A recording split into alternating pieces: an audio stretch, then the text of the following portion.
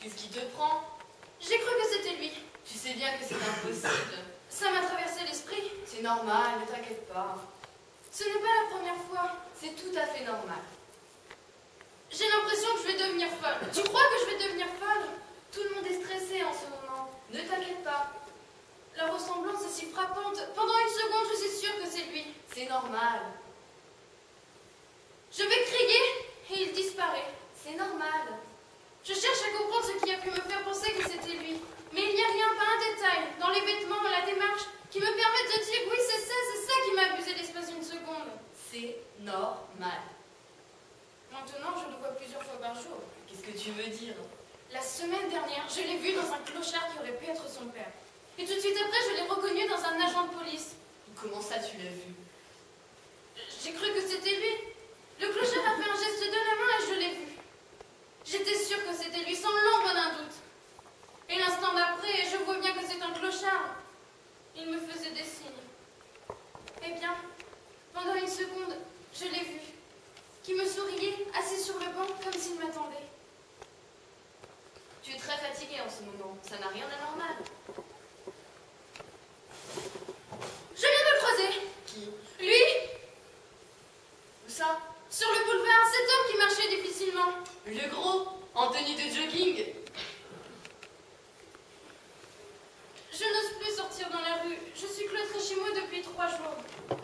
Tu ne peux pas continuer à vivre comme ça. Je ne sais pas comment je vais continuer à vivre comme ça. Mais oui, c'est impossible. Tu suis un traitement depuis... Tu prends des cachets. Je prends des calmants. Il n'y a pas de contre-indication. Tout a été vérifié durant les examens. Des effets secondaires. Il n'y a pas de cocaïne dans tes pilules. Tu crois tout de même pas que je me drogue? Parfois, ils mettent de la cocaïne ou des choses dans ce genre-là dans les médicaments. C'est complètement ridicule. Qu'est-ce que tu veux que je te dise? C'est insensé cette histoire.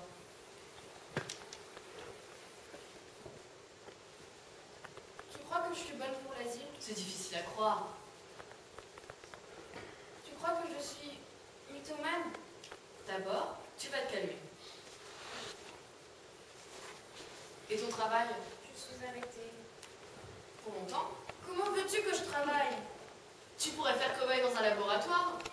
Je connais quelqu'un qui gagne sa vie comme ça. On teste sur lui des antidépresseurs.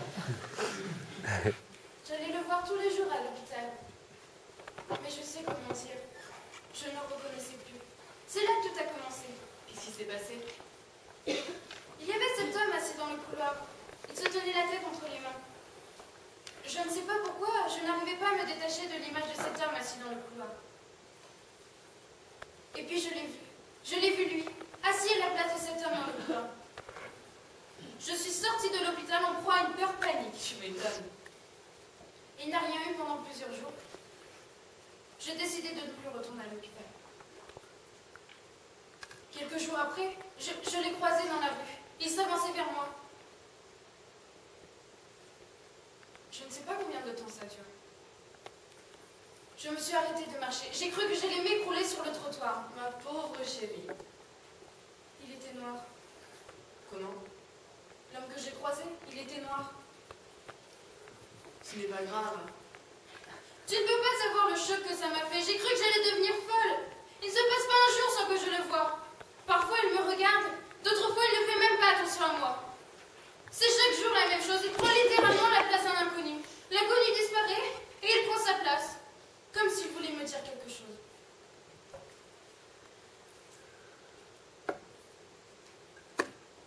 Je devrais peut-être aller voir un prêtre. Ça a peut-être un rapport avec la religion. Ce que je crois, c'est que tu es très fatiguée et que tu as besoin de repos. C'est tout. Tout le monde est stressé en ce moment. A raison. La nourriture. On mange n'importe quoi. Les bêtes sont amenées à l'abattoir dans des conditions épouvantables. Elles sont stressées. Et manger une bête stressée, c'est très mauvais. On ingère des toxines, je ne te dis que ça. Sans compter qu'ils recongèlent les stocks, sous prétexte qu'il n'y a plus assez de place. Moi, c'est ça, je suis devenue végétarienne. Tu crois que je suis sortie d'affaires? Avec toutes les saletés chimiques qu'ils répandent sur les cultures. Il y a de quoi stresser, je te jure. La pollution, ça joue aussi. Tout le monde est malade. La semaine dernière, mon coiffeur me disait que les cheveux en prenaient un sacré coup. Une cure de repos, voilà ce qu'il te faut. Une petite semaine en thalassothérapie et tout rentrera dans l'ordre. Rien de mieux que les algues pour remettre les choses à leur place. Tu cesseras de le voir dans la rue, au milieu des passants, marcher vers toi, assis sur un banc, parce que tu auras accepté, vraiment accepté au fond de toi, sa disparition. Tu as déjà mangé des algues?